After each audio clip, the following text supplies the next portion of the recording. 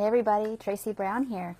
And this is going to be a really quick video. I don't have a lot of time. I kind of piddled around a little bit too much this morning, so I apologize about that. So this will be a shorter video, but something to really, pack a punch, especially if you're going into the weekend and you're going to take some time, hopefully for yourself, to be curious about this question. Is binging, or let's say getting back out your Fitbit or any kind of old diet behavior, and the opposite would be like there's something you want to do, like move your body a little bit or go get groceries, but you're just not doing it. And people often, they just tell me like, well, why am I sabotaging myself, or why am I buying this or doing that, the food, the thing, whatever you want to call it, getting back on maybe certain Instagram or Facebook sites or whatever that kind of pull you back into diet culture or to old things you don't want to be doing. Is it really sabotage? Or is it, I'm afraid? I think it's usually, I'm afraid. And the list of like, what am I afraid about can be really long, and it can be very like tendrils of all kinds of different things. So think of it as a spider web. It's just not like, oh, I can't even do intuitive eating right, or I know about intuitive eating, but I can't find fullness and I keep binging, or I know I need to be moving my body because my body wants me to and it feels good, and I just don't do it. And it's not about lack of like true wanting or to do or not do certain things. It's more about being curious. Well, what is this binging trying to express? What is this like, I don't want to stop when I'm full? Because maybe you can locate fullness, but it's like, I don't want to. And maybe, I'm just giving you some examples. I don't have the answer for you. It's more about, can you be curious instead of basically shame and judge and blame yourself for not getting it right. So that's what I want you to think about, is I wonder what this behavior that I don't like is trying to tell me, is wanting me to listen to. Because if I keep doing what I always do, which is whatever thing it is, you're going to kind of get what's always been happening. But if you can be curious with like, okay, and I'll just give you an example from my own life. I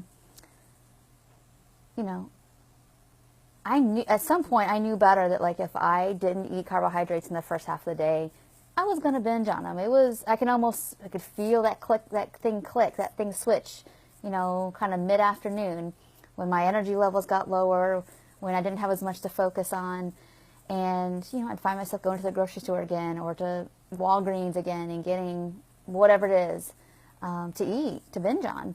And again, 90% of it was deprivation. Deprivation of energy, deprivation of calories, deprivation of being satisfied in eating what I wanted, and sick of the humiliation of even my own belief system of like, well, you don't deserve to have this, blah, blah, blah. And all of that caused me to live in this really kind of weird secret world. And that was 90% of it. And I think the other 10% was just flat out, emotion. I was using deprivation to try to keep a cap on the emotion. And here's the other 10%. I can't do that anymore. So, and those feelings are coming up of loneliness, of shame, of stuff I didn't even know about until, many, many months of years of, finding the core, basically, of things. So, was I trying to sabotage myself and like my diet? Not really. I just couldn't manage it anymore, biologically and emotionally. And the first thing I had to do was like, this keeps happening. And so, I can do some stuff in the rest of my life that I don't, quote unquote, give up on or sabotage. So there's something beyond me that I'm not so powerful that I can manage. And I had to admit that and surrender to that and get curious and get compassionate about it. And that's when things started to shift. Slowly, but things started to shift. Some things shifted pretty fast. Some things shifted more slowly.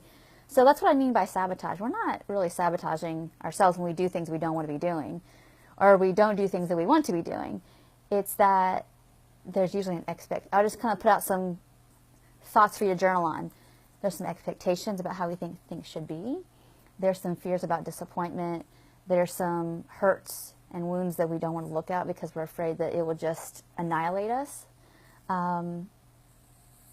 There are some things that we've either told ourselves out of protection, or other people have said, like, that's not okay, you don't talk about that, you don't feel that, that we've believed for a long time. And by not dieting, by not binging, by not over-exercising, by even not moving when your body says, I'm feeling kind of stiff, I want you to move, there's something that we're not feeling like that we are fully ready to look at, because I think sometimes we're afraid we've got to like feel it all at once and then it'll be too much. So just start with being curious about that and not put pressure on yourself. I got to figure it all out today, or I've got to fix it all today.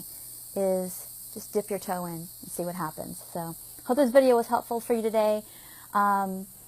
I got lots of other tools and decoding, to go deeper with all these things. I'm going to put some links down for you guys to look at them more fully, see what you find out about yourself, what's going on. And till next time, I'll talk to y'all soon. Take care.